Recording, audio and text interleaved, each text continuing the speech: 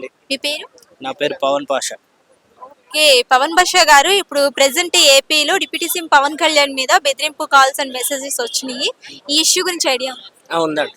So ఎలా అంటే మీ అభిప్రాయం ఏంటి అలా రావడం? ఎవరో గిట్టని వాళ్ళు అంతే చేయడం తప్ప వాళ్ళు చేతగానోడే చేస్తాడు అంతే తప్ప వాళ్ళతోటి ఆ బెదిరింపు కాళ్ళతోటి భయపడేది లేదు కదండి.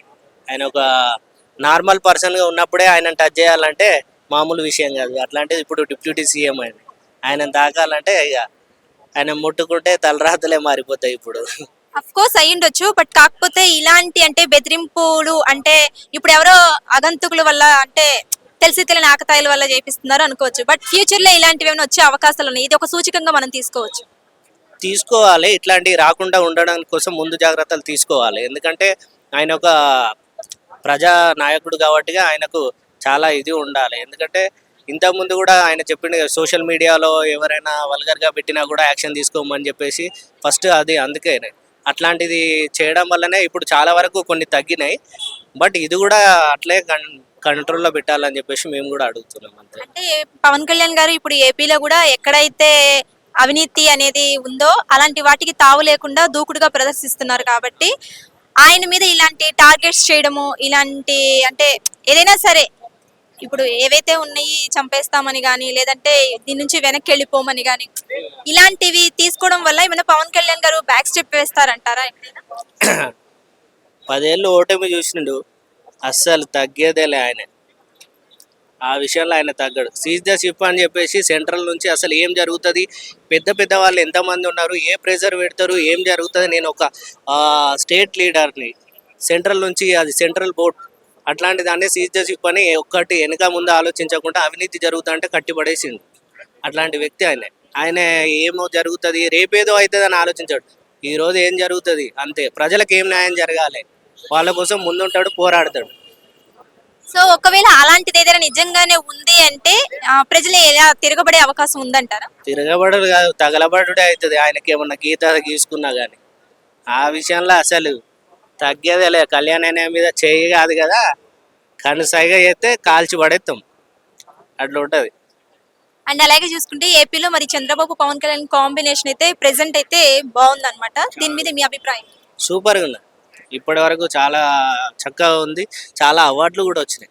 గ్రామీణ అభివృద్ధి కానీ, నీటిపారుదల శాఖ కానీ, ఇట్లా అన్నయ్య చేసే ప్రతి ఒక్క కార్యక్రమం ప్రజల కోసమే కాబట్టిగా, ఎటువంటి అవినీతి లేకుండా చేస్తాడు కాబట్టిగా సూపర్గా ముందుకు వెళ్ళిపోతారు. వాళ్ళు అట్లే ముందుకెళ్ళాలి. ఇంకా ముందు రానున్న రోజులలో ఆంధ్రప్రదేశ్ నెంబర్ 1 రాష్ట్రంగా నిలబడుతుంది, ఉంటుంది.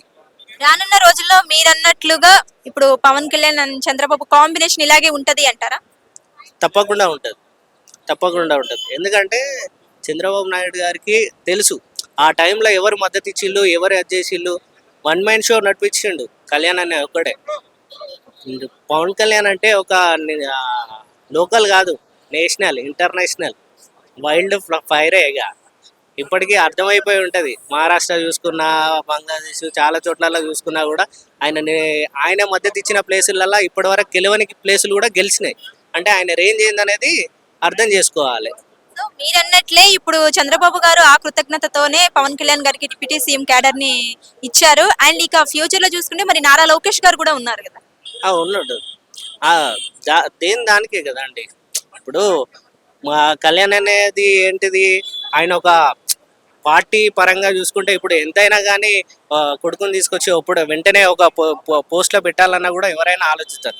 ఏదైనా కానీ ఇప్పుడు కళ్యాణ్ అన్నయ్య కూడా ఇన్ని సంవత్సరాలు 10 సంవత్సరాలు ఓటమిలో ఉన్నాడు, తర్వాత గెలిచిండు.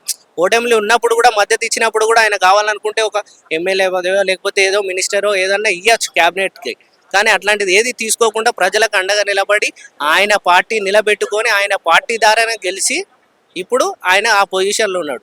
ఎవరో ఇస్తే తీసుకున్నది కాదు, ఆయనకి ఇవ్వాలి అది ఖచ్చితంగా.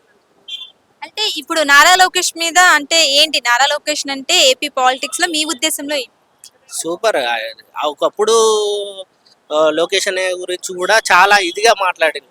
ఆయనకి ఏం రాదు, ఫస్ట్ ఆయనకి ఏమన్నా నేర్పియండి, ఒక నాయకుడి కొడుకు అంటే ఎట్లా ఉండాలి ఏందనేది. కానీ ఆయన కూడా మామూలుగా ఇచ్చి పడేస్తలేడు. సూపర్ అసలు. అదొక రెడ్ బుక్ పెట్టుకొని అందరినీ గ్రీన్ పెన్ పెట్టేసి సిగ్నేచర్ వేసి రాసి పడేసినట్టు వేసేస్తాడు, ఒక్కొక్కరిని ఇచ్చి పడేస్తాడు ఇప్పుడు. ఇక ఫైనల్ గా చూసుకుంటే దీని వెనక ఇప్పుడు ఏదైతే ఉందో, ఇప్పుడు ఎవరైతే తెలియని వ్యక్తులు అంటే వాళ్ళెవరో కూడా ఇప్పుడు కనిపెట్టారు పోలీసులు, బట్ ఇలాంటి వ్యక్తుల వెనక ఏదైనా రాజకీయం ఉందంటారా? మేబీ ఉంటది కదా, తప్పకుండా ఉంటది. ఒక మంచి వెనుక ఒక 10 మంది ఉన్నప్పుడు చెడు వెనుక ఒక 2-3 అయినా ఉంటారు. వాళ్ళు ఎవరనేది జనాలకు అందరికీ తెలుసు, ఆంధ్రప్రదేశ్ తెలుగు ప్రజలందరికీ తెలుసు. ఇలాంటి చిల్లర వేషాలు వేస్తే ఇక ఆయన ఎంతవరకు ఉండాలో అంతవరకే ఉండాలి, తెగేదాకా లాగితే తాట తీస్తాడు, అదైతే కన్ఫర్మ్. Thank you. ఓకే.